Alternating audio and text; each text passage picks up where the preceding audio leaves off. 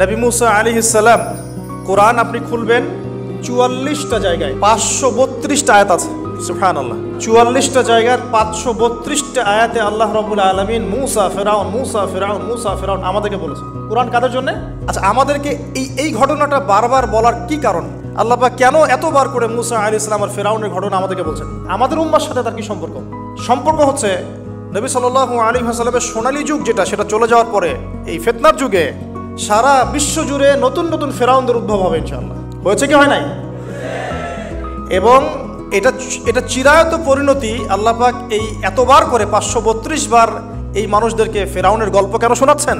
যাতে ফেরাউনের পরিণতি সম্পর্কে এরা সচেতন হয়, যাতে ওরাও ফেরাউনের পরিণতি সম্পর্কে সচেতন হয়। কে ফেরাউন?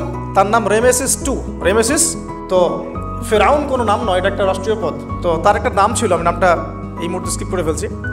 কি কারণে সে ফেরাউন হলো? কেন তাকে ফেরাউন বলা হচ্ছে? এক দেখুন, ইউযাববিহুনা আবনাআকুম ওয়া ইস্তাহইউনা নিসাআকুম। মুসা আলাইহিস সালামের কওমের বনু ইসরাইলদের ছেলেদেরকে মেরে ফেলছে, মেয়েদেরকে জীবিত রাখছে। সারা বিশ্ব জুড়ে তোমরা কি মুসলমান ছেলেদেরকে মেরে ফেলছো না? এখন আমরা তাদেরকে বলতে চাই, মেসেজ দিতে চাই, সারা বিশ্ব জুড়ে নব্য ফেরাউনরা মুসলিম ছেলেদেরকে মেরে ফেলছে না? এখন মেয়েদেরকে জীবিত রাখছে না? এদেরকে মেসেজ দেওয়া হচ্ছে 532 বার, এদেরকে মেসেজ দেওয়া হচ্ছে।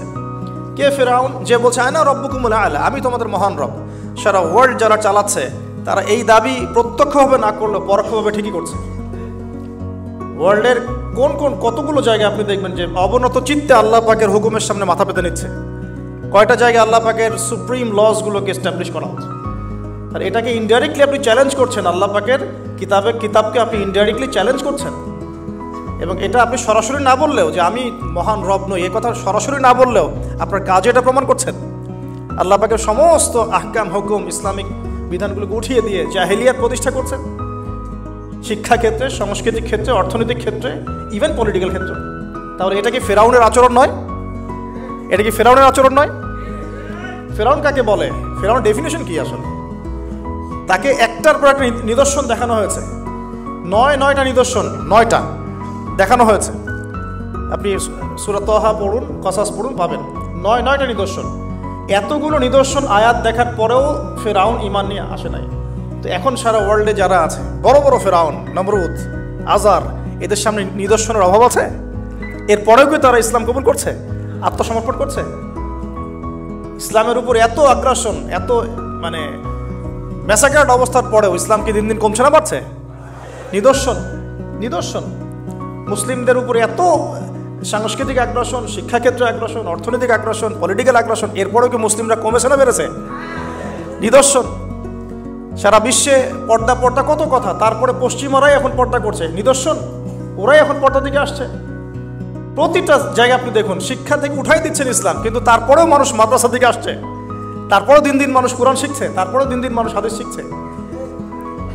আমরা সংস্কৃতির নামে নগ্নতা, বেহায়াপনা ছড়িয়ে দিচ্ছি, তারপরেও দেখুন দিন দিন মানুষ আবার আল্লাহর দিকে ফিরে আসছে। যুব সমাজকে নাস্তিক বানানোর জন্য কত কি না করলাম আমরা, কত কি যে করলাম যুবকদেরকে নাস্তিক বানানোর জন্য, কিন্তু তারপরেও ইয়াংদের একটা বড় অংশ দিন দিন ইসলামের দিকে ফিরে আসছে। আলহামদুলিল্লাহ। দেখুন, এখনো কিন্তু ফেরাউনদের সামনে নিদর্শন যাচ্ছে। সবচেয়ে বড় কথা, তারা আল্লাহ পাকের অথরিটি, আমরা সভরেন্টি বলি যেটাকে, এইটা দাবি করেছিল ফেরাউন। এখন সেই সভরেন্টি দাবি করছে আমরা বড় বড় সংস্থাগুলোর মধ্য দিয়ে। আপনি আমাকে সরাসরি জিজ্ঞাসা করলে আমি বলবো ইউনাইটেড নেশনস একটা ফেরাউন, অফকোর্স ফেরাউন।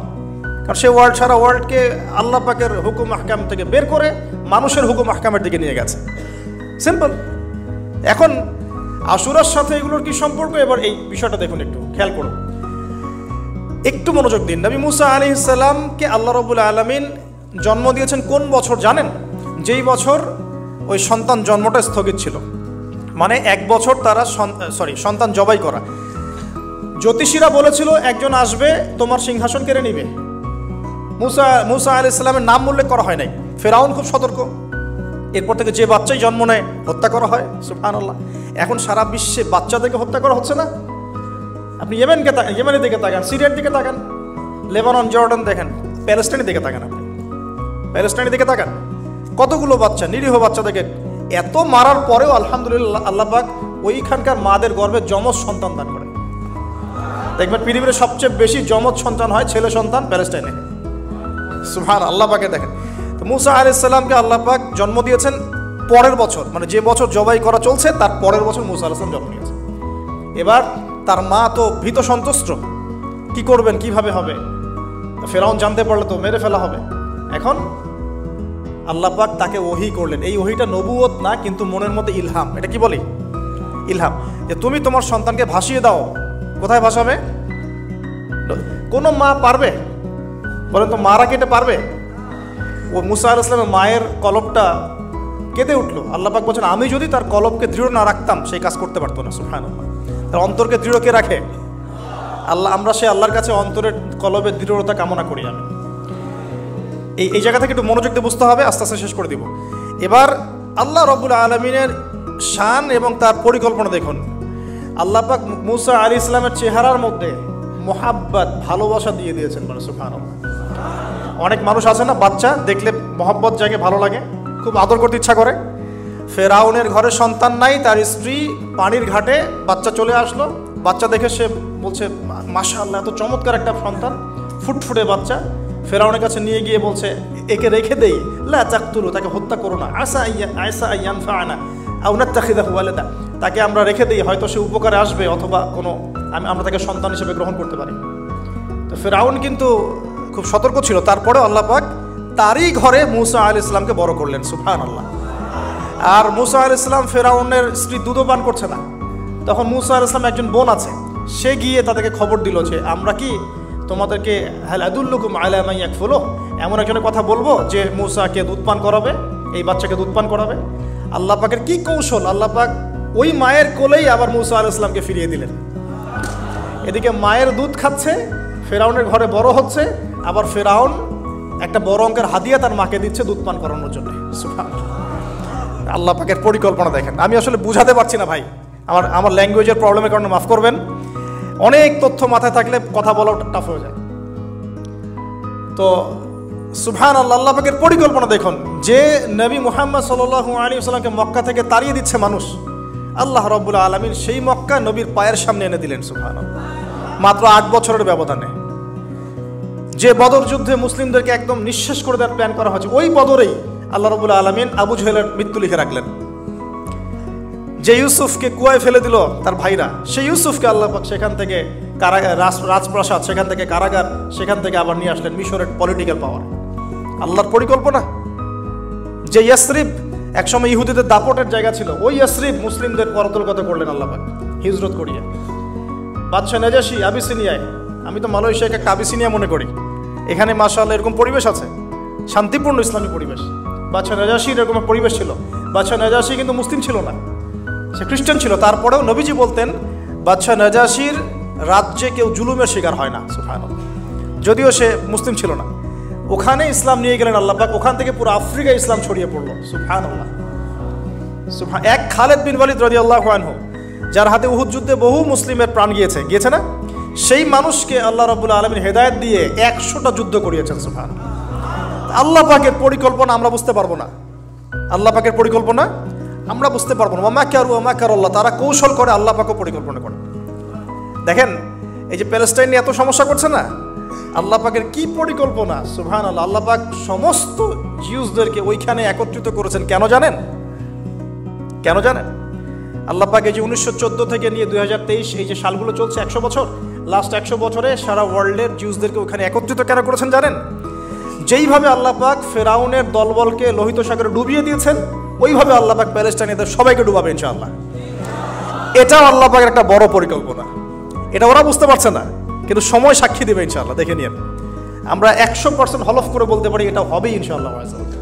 এই কারণেই লাস্ট এই যে অটোম্যানদের ডিফিটের পর থেকে নিয়ে 1970 থেকে নিয়ে যে first world war, second world war করতে করতে সব জায়গা থেকে জিউসরাকে একত্রিত করেছে এখানে, বিকজ অফ লাস্ট একটা সর্বশেষ একটা ম্যাসাকার আল্লাহ পাক করবেন এদেরকে ইনশাআল্লাহ। কার হাতে? ঈসা আলাইহিস সালামের হাতে। আমাদের উম্মতের মধ্যে কে নেতৃত্ব দিবেন? ইমামুল মাহদি, যার নাম হবেন মুহাম্মদ। তার নাম কি? মুহাম্মদ। তার বাবার নাম আব্দুল্লাহ, তার মায়ের নাম হবে আমিনা। তো এটাও ক্লোজিং টাইম। এখন আসুন, তো আল্লাহ পাকের কি পরিকল্পনা! যৌবনকালটা আল্লাহ পাক মুসা আলাইহিস সালামকে ফিরআউনের ঘরেই কাটালেন। এবং আল্লাহ পাক মুসা আলাইহিস সালামকে দুটো গুণাবলী দিয়ে বড় করলেন। দুটো গুণাবলী মনে রাখবেন। এক হচ্ছে কওয়ী, তিনি শক্তিশালী ছিলেন, ফিজিক্যালি অনেক শক্তিশালী ছিলেন। আমিন মানে বিশ্বস্ত ছিলেন, কওয়ীউল আমিন। মনে থাকবে ইনশাআল্লাহ। আমরাও আল্লাহর কাছে দোয়া করি, আল্লাহ আমাদেরকে কওয়ী বানিয়ে দিন এবং আমিন বানিয়ে দিন, আমিন। এবার যৌবনে উপনীত হয়েছেন, টকবকা রক্ত, বাইরে বের হয়েছেন। বাইরে বের হয়ে দেখছেন যে দুজন ব্যক্তি লড়াই করছে, ইয়াকতাতুলান রাজুলান ইয়াকতাতুলান, দুজন ব্যক্তি মারামারি করছে। একজন মিন শিয়াতি, তার বনু ইসরাইল কওমের মধ্যে, আরেকজন হচ্ছে আদুবি, তার শত্রুর মধ্যে। তো মুসা আলাইহিস সালাম গিয়ে সাহায্য করতে চাইলেন তার কম। আমরা বলি না দেশি ভাই সাপোর্ট দিই, তাই না? আচ্ছা, তো মুসা আলাইহিস সালাম গিয়ে সাপোর্ট দিতে গিয়ে শুনেন, ফাওয়াকাযাহু মুসা ফাকাদা আলাইহি, মুসা আলাইহিস সালাম মাত্র একটা ঘুষি দিয়েছেন, এক ঘুষিতেই ওই ব্যক্তি ডেড, স্পট ডেড। এই যে আমি গত একটা লেকচারে বলেছিলাম, চাইনিজ কন্টিনেন্টে যে মার্শাল আর্টসগুলো গড়ে উঠেছে এই কোরআন থেকে গড়ে উঠেছে। তার আগে ওদের সভ্যতা ছিল, সংস্কৃতি ছিল, ঠিক আছে। এক ঘুষিতে মানুষ মারা যায়, এটা কোরআন বলেছে। এক ঘুষিতে মানুষ মারা যায়, এটা কোরআন বলেছে। ওরা এখন রিসার্চ করে বের করে যে 6টা-7টা স্পট আছে মানুষের দেহে, এক ঘুষিতে মানুষ মারা যেতে পারে। কোরআনকে আমরা মূল্যায়ন করি না, কিন্তু কোরআনকে সারা দুনিয়ার অমুসলিমরা মূল্যায়ন করে ওদের স্বার্থে তারা আমাদের কোরআনকে মূল্যায়ন করে, আমাদের হাদিসকে মূল্যায়ন করে। আমরা করতে চাই না, আল্লাহ মাফ করুক আমাদেরকে। আমরা কোরআন পড়তে চাই না, গবেষণা করতে চাই না, অর্থ বুঝতে চাই না, একটু আরবি ভাষা শিখতে চাই না, কোরআনের বালাগাত ডেইলি একটু তেলাওয়াত করবো এক পারা, সেটা করতে চাই না। আল্লাহ পাক আমাদেরকে মাফ করুক এবং কোরআনওয়ালা বানিয়ে দিন, আমিন। কথাগুলো বলার উদ্দেশ্য আপনাদেরকে আঘাত করা নয়, আমি জাস্ট আপনাদের কলবে একটু ধাক্কা দেওয়ার চেষ্টা করছি, যাতে করে আপনারা সবাই কোরআন তেলাওয়াত করেন ডেইলি এক পারা করে। আল্লাহ কবুল করে নেবেন। এবার আসুন দেখুন, এবার কি হলো, এটা ইন্টেনশনালি ছিল না, আনইনটেনশনালি মুসা আলাইহিস সালাম এখন কিন্তু মানে হত্যার অপরাধী হয়ে গেছেন, তাই না? ফেরাউন তাকে ধরার জন্য বের হয়েছে দলবল নিয়ে, ওকে ধরতে হবে, এবার অ্যারেস্ট করতে হবে। তো একজন এসে পরামর্শ দিল যে তুমি এখান থেকে চলে যাও, তুমি এই মিশর থেকে চলে যাও, বের হয়ে যাও, না হলে ফেরাউনের বাহিনী তোমাকে পেলে ধরে ফেলবে। এবার মুসা আলাইহিস সালাম চলে গেলেন কোথায়? মাদিয়ান। কোথায় বলেন? অনেক দূরে মাদিয়ান। মাদিয়ানে গিয়ে তার না আছে কোনো শেল্টার, না গার্ডিয়ান, না কোনো খাবার, না পানি, কিছুই নাই। ঠিক নবী সাল্লাল্লাহু আলাইহি ওয়াসাল্লামের সাহাবীরা হিজরত করেছেন আবিসিনিয়ায়, নবীজি হিজরত করেছেন একবার তায়েফে, ওখানে মার খেয়ে চলে আসতে হয়েছে না? মনে আছে? তায়েফের 3টা গোত্র ছিল, আব্দু ইয়ালাইল, আব্দু মাসউদ, হাবিব বিন আমর, এই 3 গোত্রের নেতা ছিল। এরা নবী সাল্লাল্লাহু আলাইহি ওয়াসাল্লামকে ছোট ছোট বাচ্চাদেরকে দিয়ে পিটিয়েছিল, নাউযুবিল্লাহ। তারপরে নবীজি বদদোয়া করেন নাই, ওখান থেকে চলে আসছেন মক্কায়। আমি গুছিয়ে বলছি শর্ট করে। তো এভাবে মুসা আলাইহিস সালামকেও হিজরত করতে হয়েছে। দেখেন, আবার নবীজিকে হিজরত করতে হচ্ছে মদিনায়। তার মানে হিজরা বিষয়টা ইসলামের সাথে সম্পৃক্ত। পরিবেশ পরিস্থিতি অনুকূলে না থাকলে, যেখানে ভালো পরিবেশ সেখানে গিয়ে মানুষ থাকতে হবে। আলহামদুলিল্লাহ, এখানে ভালো পরিবেশ আছে, আপনারা ভালো পরিবেশ পেয়েছেন। কিন্তু যারা চ্যালেঞ্জ গ্রহণ করে সমাজের জাহিলিয়াতগুলোকে সরানোর চেষ্টা করবে, সংস্কারের চেষ্টা করবে, তারা আল্লাহর কাছে অনেক বেশি পছন্দের। তার মানে প্রথম ফাইট আমাদেরকে করতে হবে। করতে করতে গিয়ে এক পর্যায়ে যদি দেখি যে না আর পারছি না, তখন কি? হিজরা। এটা মাথায় রাখতে হয়। এখন নবী সাল্লাল্লাহু আলাইহি ওয়াসাল্লামকেও করতে হচ্ছে। মুসা আলাইহিস সালাম চলে গেলেন মিশর থেকে কোথায় বলেন? মাদিয়ানে। তখন আরেকজন নবী ছিলেন, তার নাম কি? শুআয়ব। এই তো মাশাআল্লাহ, শুআয়ব আলাইহিস সালাম। শুআয়ব আলাইহিস সালাম সম্পর্কে আল্লাহ পাক বলেছেন তিনি অত্যন্ত চমৎকার বাগ্মী ছিলেন। মানে তিনি নবীদের মধ্যে অনেক সুন্দর করে কথা বলতে পারতেন। সুবহানাল্লাহ, সুবহানাল্লাহ। তো শুআয়ব আলাইহিস সালামের কওমের নাম কওমে মাদিয়ান। বলে রাখি, এই কওমে মাদিয়ানকে আল্লাহ রাব্বুল আলামিন ধ্বংস করেছেন সর্বপ্রথম ভূমিকম্প দিয়ে। কি দিয়ে? পৃথিবীতে সর্বপ্রথম যে জাতিকে ভূমিকম্প দিয়ে ধ্বংস করা হয়েছে তার নাম কওমে মাদিয়ান। কেন ধ্বংস করা হয়েছে? মাপে কম দিত। কি করতো? যেটা এখনকার ওয়ার্ল্ডের ইকোনমিক সুন্নাহ, নাউযুবিল্লাহ। মানুষকে ঠকানো এখনকার ওয়ার্ল্ডের ইকোনমিক সুন্নাহ। এবং এই মানুষকে ঠকানোর জন্য ইকোনমিক সেকশনে রিবা চালু করা হয়েছে। রিবা, সব জায়গায় রিবা, এভরি সিঙ্গল সেক্টর, যেটা under the foundation of World Bank আর IMF। রিবা আছে কি নাই? আর আমরা তো রিবাটাকে এখন মনেও করি না যে মায়ের সাথে জেনা করছি, মায়ের সাথে জেনা করছি। এটাই তো হাদিসের কথা। রিবার 70 শাখা আছে পাপের, 73 শাখা আছে পাপের, সর্বনিম্ন শাখা মায়ের সাথে জেনা করা, নাউযুবিল্লাহ। তো এটা ইকোনমিক সুন্নাহ হয়ে গেছে না এখন? মানুষকে ঠকানো, মাপে কম দেওয়া, রিবা। আর আমরা তো মাশাআল্লাহ ঘুষ ছাড়া কিছু হয় না, দুর্নীতি ছাড়া হয় না, টেবিল পাসই হচ্ছে না। আল্লাহ মাফ করুক আমাদেরকে। তবে এগুলা আমাদের ইবাদতকে নষ্ট করে ফেলছে। কারণ হারাম রিজিক থাকলে ইবাদত দোয়া কবুল হয় না। আল্লাহ পাক আমাদেরকে হালাল খাওয়ার তৌফিক দান করুন। এখন প্রিয় ভাইরা, ওখানে গিয়ে কিচ্ছু নাই, নিঃস্ব অবস্থায় কি দোয়া করতে পারেন একজন মানুষ, এই দোয়াটা শিখে নেন, ইনশাআল্লাহ আপনার জীবনের সমস্ত সংকট কেটে যাবে ইনশাআল্লাহ। আমি নিজে ওই দোয়াটা বেশি বেশি করার চেষ্টা করি। দোয়াটা হচ্ছে, মুসা আলাইহিস সালাম একটা গাছের নিচে হেলান দিয়ে বসলেন, বসে দেখলেন দুজন মেয়ে দাঁড়িয়ে আছে দূরে, পানি নিতে পারছে না, লোকজন পানি নিয়ে যাচ্ছে, ওরা দাঁড়িয়ে আছে বেচারি। মুসা আলাইহিস সালাম গিয়ে বললেন, কি সমস্যা আপনাদের? এটা নিয়ে আপনারা আবার মেয়েদের সাথে কথা বলার চেষ্টা করেন, ঠিক আছে? তো মাহারাম গায়রা মাহারাম মেনে চলে। তারা বললেন যে আমাদের বাবা অনেক বৃদ্ধ মানুষ, আমরা পানি নিতে পারি না যতক্ষণ না আমাদের কম পানি নিয়ে চলে যায়। তো মুসা আলাইহিস সালাম তো একটু বললাম না, ফিজিক্যালি খুব স্ট্রং ছিলেন, থাকে না বডি বিল্ডার, সামনে গিয়ে কথা বলে সরব পানি দিতে দাও, তখন মানুষ একটু মূল্যায়ন করে না। তো মুসা আলাইহিস সালাম এভাবে পানি নিয়ে দিলেন এবং বাছুরদেরকে পানি পান করালেন, করিয়ে গাছের নিচে এসে বসে আছেন।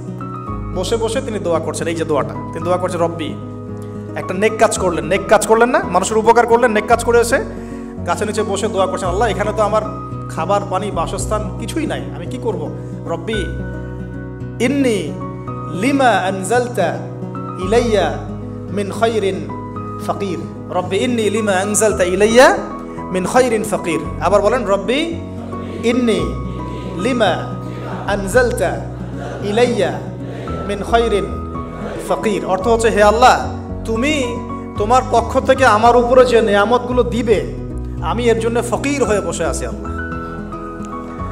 অর্থ বুঝে পড়বেন ভাই, নামাজ রোজা হজ যাকাত যাই করেন আল্লাহর ওয়াস্তে অর্থ বুঝে পড়বেন।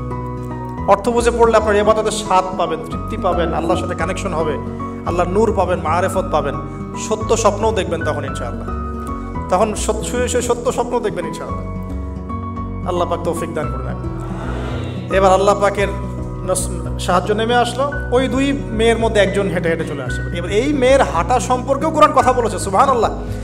এই মেয়ে কিভাবে হেঁটে এসেছে এই হাঁটার বর্ণনাও কোরআন দিয়েছে। কোরআন বলেছে এই মেয়ে হেঁটে আসছে লাজুক পায়ে। কি পায়ে? এখন আপনি এই পুরো ওয়ার্ল্ডের মেয়েদের হাঁটা দেখেন, লজ্জা আছে? তাহলে মেয়েদের সাথে লজ্জা একটা গভীর সম্পর্ক আছে। এই মেয়ের প্রশংসা আল্লাহ পাক কোরআনে করলেন, লাজুক পায়ে, লাজুক ভঙ্গিতে, অবনত নয়নে সে হেঁটে আসলো। এখন আপনি কেলে যান, গো টু খেল, আপনাদের টুইন টাওয়ারে যান, দেখেন সবার হাঁটা চলা দেখেন। হায়া লজ্জার কোনো বালাই আছে এখানে? আমি গত লেকচারে বলেছিলাম যে আদম আলাইহিস সালাম এবং হাওয়া আলাইহিস সালাম, ইবলিস তাদের সাথে প্রথম যে আচরণ করেছে ওই ফল খাওয়ানোর পরে, সেটা কি? তাদের গা থেকে পোশাক খুলে পড়ে গেছে, মানে নগ্ন করে দিয়েছে আমাদের পিতামাতাকে। মহাবিশ্ব নগ্ন করে দিয়েছে কে? ইবলিস। এখন এই পৃথিবীতে আমরা যারা নগ্নতার চর্চা করছি, তার কার এজেন্ট আমরা বুঝতে বাকি আছে? আমার কথা কি বুঝতে পারছেন কিনা? এই কানেকশন মেলানোর চেষ্টা করেন, ডটসগুলো মেলানোর চেষ্টা করেন। সামনে যাই প্রিয় ভাই, এই মেয়ে এসে বলছে, আমার বাবা আপনাকে ডাকেন, আমার বাবা আপনাকে ডাকছেন। তিনি গেলেন, বাবা শুআয়ব আলাইহিস সালাম। তখন এক বোন ইনডাইরেক্টলি বাবাকে বোঝাচ্ছে যে বিয়ে শাদী দিলে ভালো হয়। এক বোন বলছে যে আপনি তো তাকে পুরস্কৃত করতে চাচ্ছেন, তাহলে এইরকম কবিউন আমিন একজন মানুষকে সবচেয়ে ভালোভাবে পুরস্কৃত করা যায় তার যথাযোগ্য প্রতিদান দেওয়ার মধ্য দিয়ে। তো মেয়ের ইশারা বাবা বুঝেছেন, তিনি নিজের এক মেয়ের সাথে মুসা আলাইহিস সালাম বিয়ে দিলেন, সুবহানাল্লাহ। তবে শর্ত দিলেন, দেন মোহর কি? মোহর তো নাই। মোহর কি এবার? মোহর হচ্ছে 8 বছর তোমাকে আমার ফার্মে কাজ করতে হবে। এটা আগেকার একটা স্টাইল ছিল, সুন্নাহ। এটা এখন নাই, যদিও আগে এরকম ছিল যে দেনমোহর দেওয়ার জন্য এই একটা পদ্ধতি ছিল। যেমন ইয়াকুব আলাইহিস সালামের ক্ষেত্রেও এরকম 7 বছরের কথা আসছে, তিনি 7 বছর তার শ্বশুরের ফার্মে কাজ করেছেন। এটা নতুন ছিল না ওই সময়, এটা কমন ছিল। এখন যেমন আমাদের দেশে কমন 10 লাখ টাকা মোহর হবে, 10,000 টাকা দিব, বাকিটা সব বাকি, তাই না? তো এরকম আর কি কমন কিছু বিষয় থাকে আর কি। আস্তাগফিরুল্লাহ, মাফ করো। বলবে বাসরাতে, বলবে আমাকে মাফ করে দাও। শুরুতেই নিজের গায়রথহীনতার পরিচয় দিল, আবার এদিকে শ্বশুরের কাছে মাশাআল্লাহ মোটা অঙ্কের ডোনেশন নিতে চাচ্ছে, যৌতুক। বিয়ে আমাদের ওখানে মাশাআল্লাহ মানে কেনা বেচা, মেয়ে বিক্রি করতেছে আর ছেলে কিনতেছে।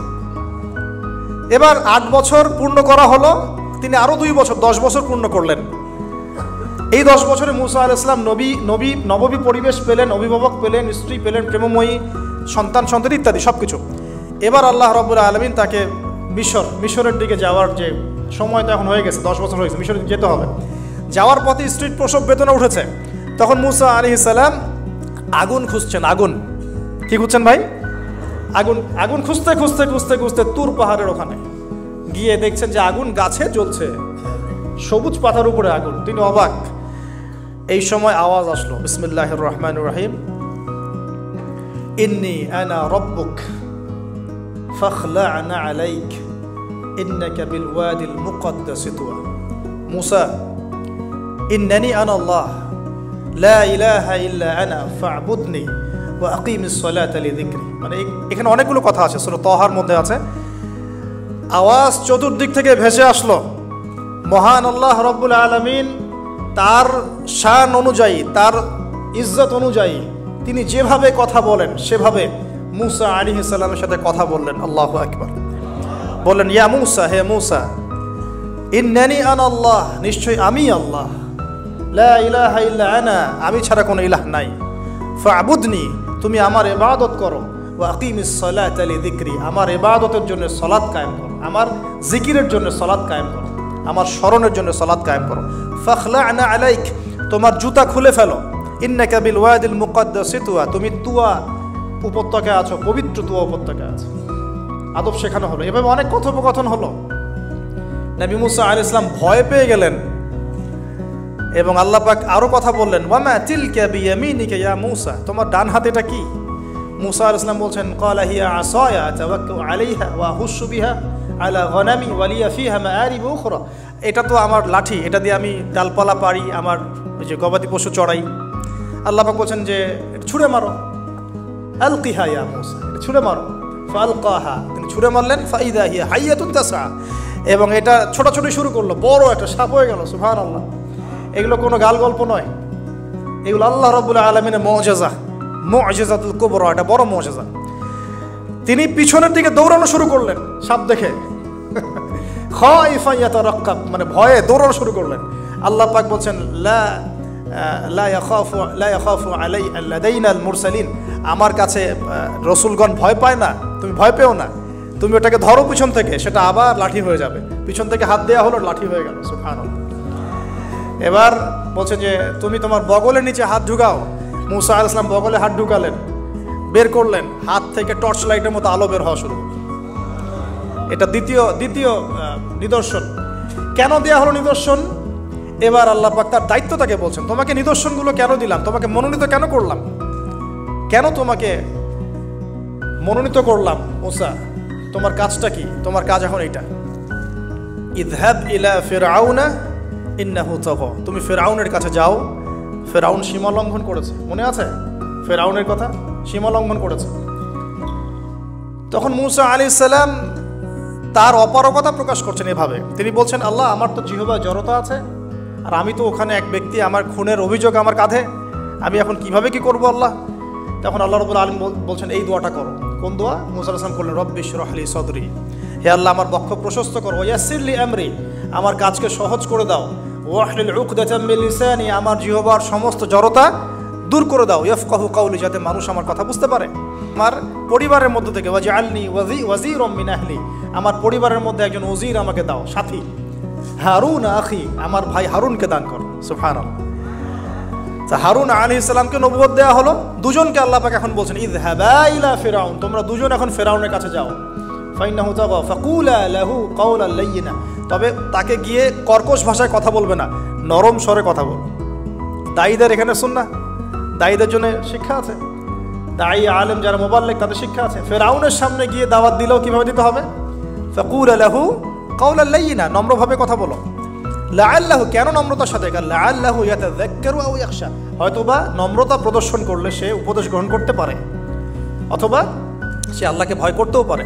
আল্লাহ পাক তো আগে থেকে জানেন সে ঈমান আনবে না, তারপরেও আমাদের আদব শিখাচ্ছেন আল্লাহ পাক এখানে। তারা দুজন চলে গেলেন, দাওয়াত দিলেন। ফিরআউন মশকরা করছে, ওয়ামা রব্বুকুম ইয়া মুসা, তোমাদের দুজনের রব আবার কে? হ্যাঁ, মুসা আলাইহিস সালাম বুঝাচ্ছেন, রব্বি আল্লাযী, আমার রব সেই রব যিনি জীবিতকে মৃত করেন, মৃতকে জীবিত করেন, ইত্যাদি। মানে যার হুকুম ছাড়া একটা গাছের পাতাও নড়ে না, যিনি মাটি থেকে সব উৎপন্ন করেন, বৃষ্টি বর্ষণ করেন, সব বুঝালেন। ফিরআউনের বক্তব্য তখন এটাই ছিল, তোমাদের কাছে কি কোনো নিদর্শন আছে? কোন আয়াত নিদর্শন আছে? হ্যাঁ, নিদর্শন আছে। কি? লাঠি ছুঁড়ে মারলেন, সাপ হয়ে গেল। এখন ফেরাউন বলছে এটা তো জাদু, এটা কি? আমার জাদুকররাও এটা পারে। জাদুকরটাকে ডেকে না হলো, জাদুকররাও লাঠি ছুঁড়ে মারলো, সাপ হয়ে যাচ্ছে।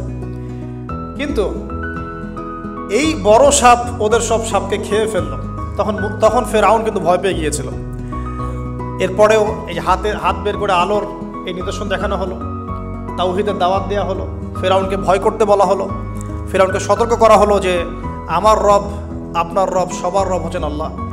সব কিছু বোঝানো হলো, কিন্তু ফেরাউন এই কোনো কথাই গ্রহণ করলো না। এরপরে সে বনু ইসরাইলকে ডিভাইড অ্যান্ড রুল করলো। ডিভাইড অ্যান্ড রুল মানে ওদেরকে ভাগ করতো এবং রুল করতো, ঠিক যেটা এখনকার গ্লোবাল অ্যাফেয়ার্সে করা হচ্ছে। ডিভাইড অ্যান্ড রুল, আমাদেরকে তারা ভাগ করে দিয়েছে। আমাদের পুরো কমিউনিটি, গ্লোবাল মুসলিম কমিউনিটিকে তারা ভাগ করে দিয়েছে এবং রুল, শাসন করছে। এবং কারো গায়ে আঘাত লাগলে আরেকজন গিয়ে সেই ব্যথা নিরসন করতে চায় না, বরং অপেক্ষা করে আমার গায়ে তো আর আসে নাই, তার গায়ে আসছে। ঠিক আছে, ব্যাপারটা এটা শুধু গ্লোবাল অ্যাফেয়ার্স না, এটা সবখানে, একটা রাষ্ট্রের ভিতরেও ঢুকে গেছে। ওই ভাইকে বলছে বলুক, আমাকে তো আর কিছু বলে নাই, ওকে গায়েব করে ফেলুক, আমাকে তো আর কিছু করে নাই, ও ভিতরে গেছে, আমাকে তো কিছু বলে নাই। এই আচরণের কারণে আস্তে আস্তে আস্তে আস্তে মুসলিমদের শক্তি সব সংকুচিত হয়ে আসে। এটা নতুন কোনো বিষয় না, ফেরাউনের সুন্নত এটা, ডিভাইড অ্যান্ড রুল, যেটা ব্রিটিশরা করে গেছে সারা ওয়ার্ল্ডে। সুবহানাল্লাহ, দেখুন সব কিছু ওরা কোরআন থেকেই নিচ্ছে মনে হচ্ছে আমার কাছে। তো এখন একটা দুইটা না, 9টা পরীক্ষা ফেরাউনকে করা হলো। মুসা আলাইহিস সালাম যখন বলেন, দোয়া করেন, তখন গজব উঠে যায়। ফেরাউন তখন এসে বলে যে ঠিক আছে, তুমি দোয়া করো, তাহলে আমরা বনু ইসরাইলকে ছেড়ে দিব। যখনই মুসা আলাইহিস সালাম দোয়া করে, গজব উঠে যায়, সে আর বনু ইসরাইলকে ছাড়ে না। এখন এভাবে 9টার বর্ণনা আসছে। একবার আসছে পঙ্গপালের শাস্তি, একবার আসছে ব্যাঙের শাস্তি, একবার আসছে মহামারীর শাস্তি, একবার আসছে উকুনের শাস্তি, একবার রক্তের নদী। এরকম 9টা আযাব আল্লাহ পাক দিয়েছেন কাদেরকে? এই ফেরাউনের সম্প্রদায়। সর্বশেষ, আমি লম্বা করলাম না, সর্বশেষ যেটা হয়েছে, কারণ আমি কনক্লুশনে কিছু পয়েন্ট বলবো। সবশেষে যেটা হলো, 20 বছর, কত বছর? প্রায় 20 বছর জুলুম করলো ফেরাউন দাওয়াত পাওয়ার পরে। প্রায় 20 বছর। দাওয়াত পাওয়ার আগের কথা তো বাদ, ইসলামের দাওয়াত পাওয়ার প্রায় 20টা বছর সে বনু ইসরাইলকে এভাবেই টর্চার করতে থাকলো। 9টা নিদর্শন আসলো, কোনোটাই সে গ্রহণ করলো না। এবং সর্বশেষ তার কল ছিল যে আমি ছাড়া তোমাদের কোনো রব আছে এটা আমি জানি না, নাউজুবিল্লাহ। এবং সূরা নাবার মধ্যে আল্লাহ বলেছেন যে ফেরাউন বলেছিল আনা রব্বুকুমুল আ'লা, আমি তোমাদের মহান রব, নাউজুবিল্লাহ। এই ছিল ফেরাউনের শেষ স্টেটমেন্ট। এবার মুসা আলাইহিস সালাম বনু ইসরাইলকে নিয়ে চলে যাচ্ছেন মিশর থেকে। ফেরাউন দলবলে ধাওয়া করছে, সামনে সাগর আর পিছনে ফেরাউনের বাহিনী। মুসা আলাইহিস সালাম এখানে বনু ইসরাইলকে নিয়ে একটা রিম রক বলি আমরা, যেটা পাহাড়ে উঠতে সামনেও যেতে না পারে, পিছনেও যেতে না পারে, এরকম একটা অবস্থা। এই সময় মুসা আলাইহিস সালামের গোত্রের কিছু মানুষ বলেছিল যে ইয়া মুসা ইন্না লামুদরাকুন, হে মুসা আমরা তো ধরা পড়ে গেলাম, আমরা মনে হয় আজকে ধরা পড়ে গেলাম। এই অবস্থাতে মুসা আলাইহিস সালাম বলেছিলেন, একটু বোঝার চেষ্টা করেন, পিছনে ফেরাউনের বিশাল বাহিনী, সামনে সমুদ্র, যাওয়ার কোনো জায়গা নাই, একদম কোনো জায়গা নেই, খালি চোখে কোনো জায়গা দেখা যাচ্ছে না। ওই সময় খালি চোখে, বাহ্যিক চোখ দিয়ে কোনো উপায় দেখা যাচ্ছে না। বাহ্যিক চোখে ওই সময় কোনো উপায় দেখা যাচ্ছে না নিষ্কৃতির, নাজাতের। ঠিক এখন সারা ওয়ার্ল্ডে বাহ্যিক চোখে মুসলিমদের নাজাতের কোনো পথ দেখা যাচ্ছে না। বাহ্যিক চোখ দিয়ে কি করবে মুসলিমরা? খালি পড়াশোনা করবে, না কমিউনিটি করবে, না জিহাদ করবে, নাকি তাগুতের এগেনস্টে লড়বে? কি করবে মুসলিমরা? নাকি সারাদিন বসে বসে মসজিদে তসবিহ টিপবে আর নামাজি পড়বে? কি করবে মুসলিমরা? বাহ্যিক চোখ দিয়ে এখানেও কোনো ফয়সালা দেখা যাচ্ছে না। তখন আল্লাহ রাব্বুল আলামিন মুসা আলাইহিস সালামকে একটা পরীক্ষাও নিলেন। একজন বলছে ইন্না লামুদরাকুন, আমরা ধরা পড়ে গিয়েছে।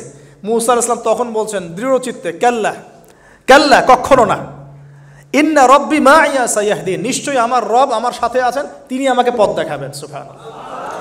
তাহলে আজকেও মুসলিমদের সারা ওয়ার্ল্ড ওয়াইড এই চেতনাই থাকা উচিত যে কাল্লা, কখনো না। আল্লাহ ইন্না রব্বুনা মা'ানা, নিশ্চয়ই আমাদের রব আমাদের সাথে আছেন, তিনি আমাদেরকে পথ দেখাবেন ইনশাআল্লাহ। এই পথে আমরা চাই ইহদিনাস সিরাতাল মুস্তাকিম, তাই না?